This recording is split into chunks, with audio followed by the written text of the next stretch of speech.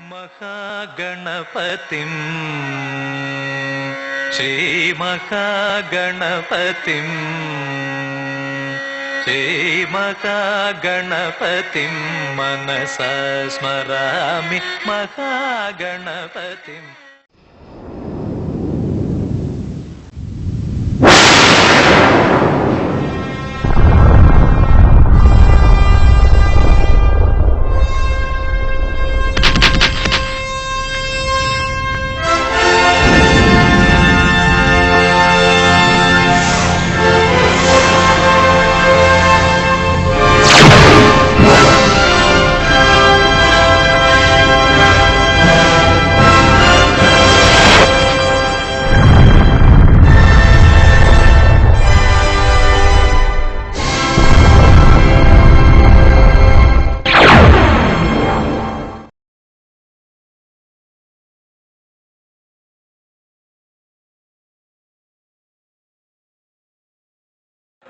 இதோ இந்த 7 பேரும் தான் கைலையில் பணிபுரிந்த சப்தகன்னிமார்கள் 7 பேர்.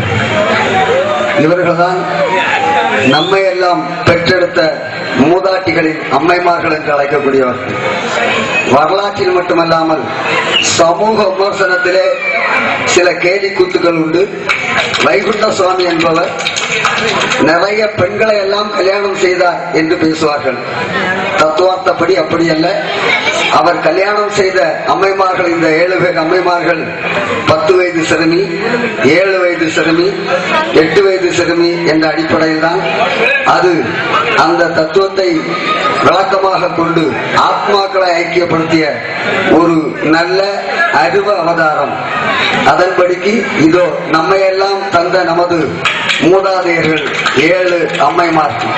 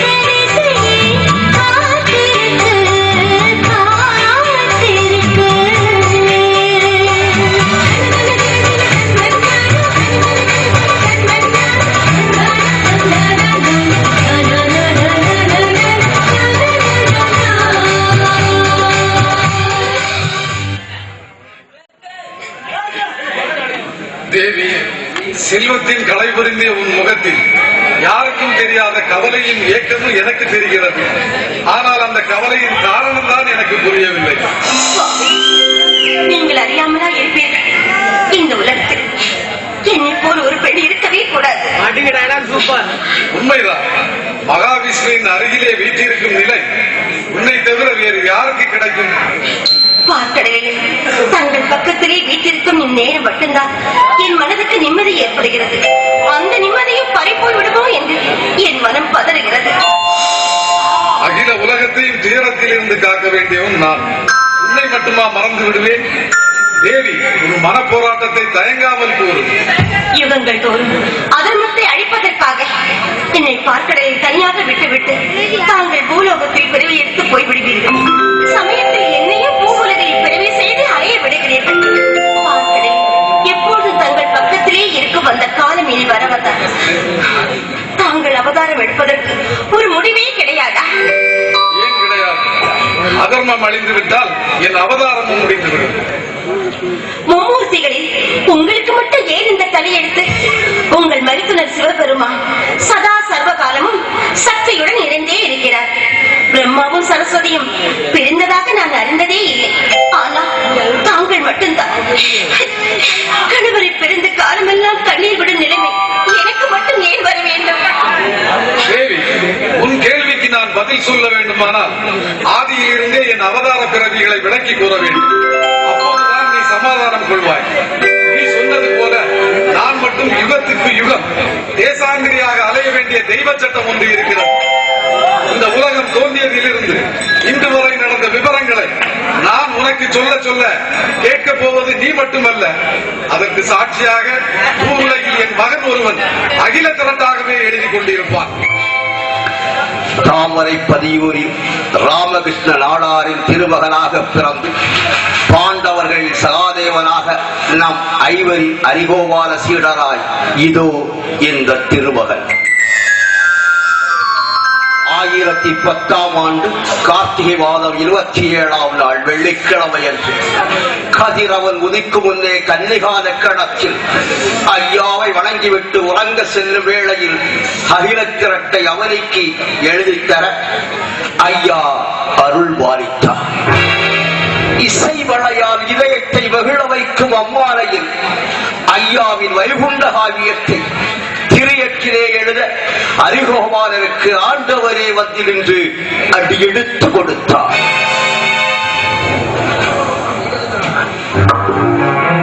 அரிகோபாலா, கலியுகம் முடிந்து தர்மயுகத்தை ஆழ்வதற்காக பிறவி செய்யப்பட்டிருக்கும் என் மகன் வைகுண்டரின் உத்தம சீடனே, வைகுண்ட காவியத்தை எழுதும் வல்லமையை உனக்கு தந்தேன். நாராயணமாகிய நானே உன்னுள் அமர்ந்து அகிலத்திரட்டு வேதத்தை இந்த அவருக்கு வழங்க உன்னை கருவியாக்கி உன்னுள் இருந்து நானே எழுதுகின்றேன். ஏரணியும் மாயோ என்று காப்பில் முதல் சீராக அடியெடுத்து தருகிறேன். லயம்பட எழுத்து கற்றவர்க்கும் கல்லாதவருக்கும் அவரவர் புத்தி போல பொருள் காண வைத்து உற்றுணர்ந்து பார்த்து உண்மை அறிவை கற்றுக்கொள்ள வைகுண்ட காவியம் எழுது. நாடு 14 அறிய நான் உரைக்க நீ எழுது. ஏரணியும் மாயோர், ஏரணியும் மாயோர்.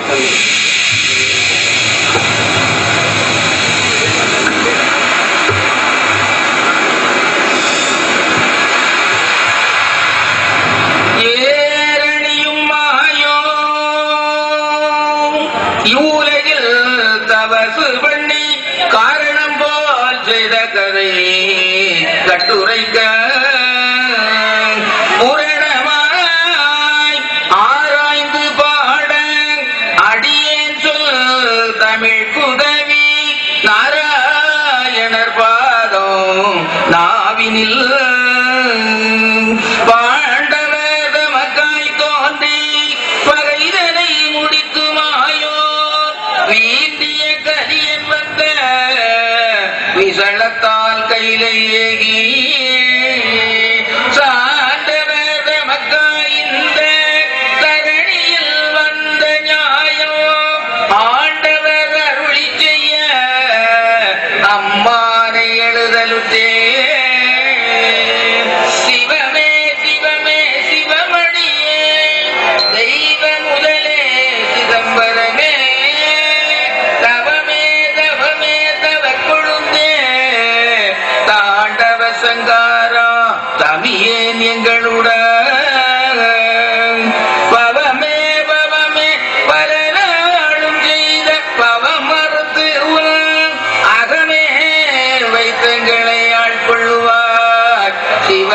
சிவ சிவ ரகர ரகரா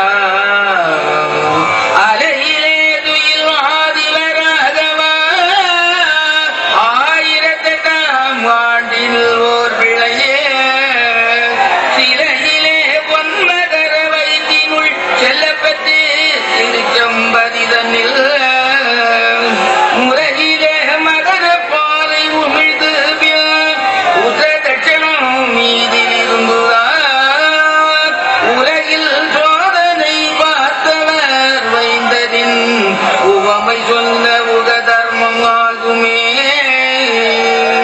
திருமொழி சீதையாழ்க்கு சிவதலம் புகழ எங்கும் ஒரு பிழை உருவாய் தோன்றியே யுகபர சோதனைகள் பார்த்து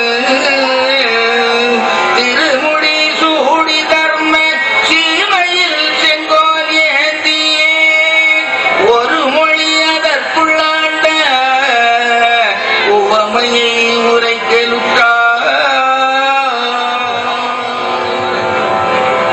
ஏகம் ஒரு பரமாட்சி வாயுவில் சக்தி தோன்றி சக்தியில் சிவம் தோன்றி நாதம் தோன்றி நாதத்தில் விஷ்ணு தோன்றியது அண்ட விண்ணங்கள் தோன்றின சிவன் பிரம்மா விஷ்ணு ஆகிய மும்மூர்த்திகளும் சேர்ந்து முதலில் தோன்றிய உலகத்தை நீடிய யுகம் என்று பெயர் சூட்டினார்கள் சிவன் ஒரு வேள்வி வளர்த்தார் அந்த வேள்வியில் உலகத்தின் முதல் உயிராகிய குரோணி பிறந்தது பிண்டம் நிறைந்து அண்டம் அமைய பிறந்தான் குரோணி பசித்தாளாமல் குரோணி அசுரன் சிவகையிலையை வாயில் விழுங்கினான் அவன் வாயிலிருந்து தாவி குதித்து தப்பிய மாயவர் நாராயணன் மண்ணுலகம் சென்று குரோணியை வதம் செய்ய வேண்டி சிவனை நோக்கி தாவிருந்தார் ஆம் மகா விஷ்ணுவின் முதல் தவம் அது சிவாய் ஓம் நமச்சிவாய்